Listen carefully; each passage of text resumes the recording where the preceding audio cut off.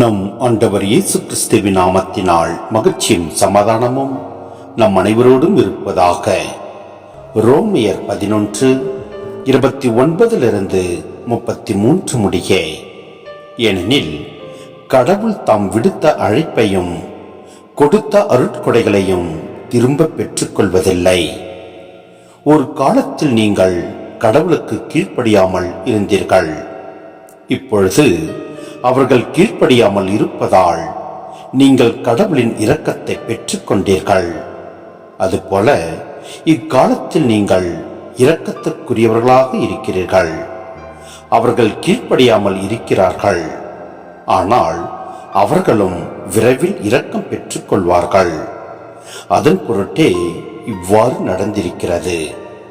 ஏனெனில் அனைவருக்கும் இரக்கம் காட்டுவதற்காகவே கடவுள் அனைவரையும் கீழ்ப்படியாமைக்கு உட்படுத்தினார். கடவுளின் அருள் செல்வம் எத்துணை மிகுதியானது! அவருடைய ஞானமும் அறிவும் எத்துணை ஆழமானவை! அவருடைய தீர்ப்புக்கள் அறிவுக்கு எட்டாதவை. அவருடைய செயல்முறைகள் ஆராய்ச்சிக்கு அப்பாற்பட்டவை. சிந்தனை: கடவுள் நமக்கு தரும் கொடைகளும் அழைப்பும் எக்காலத்திலும் கைவிடப்படாது.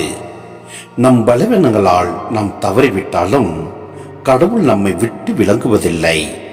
அவர் நம் மீது கொண்ட அன்பை ஒருபோதும் மாற்றிக்கொள்வதில்லை. கடவுளின் ஞானமும் அருளும் கணக்கிட முடியாத அளவுக்கு பெரியவை. அவருடைய வழிகளையும் நியாயங்களையும் மனிதர்களால் முழுமையாக புரிந்து கொள்ள முடியாது. எல்லாமே அவரால் அவருக்காகவே இருக்கின்றன. எனவே நாம் அவரை போற்ற வேண்டும். கடவுள் உங்களை ஒரு நோக்கத்திற்காக அழைத்து உள்ளார். அந்த அழைப்பு என்றும் நிலைக்கும். சோதனைகள் வரும்போது கடவுளின் ஞானத்தை நம்பி அவரிடம் முழுமையாக நம்மை ஒப்புக் கொடுப்போம். எல்லாம் வல்ல இறைவன் நம்மை நிறைவாய் ஆசீர்வதிப்பார். ஆமென்.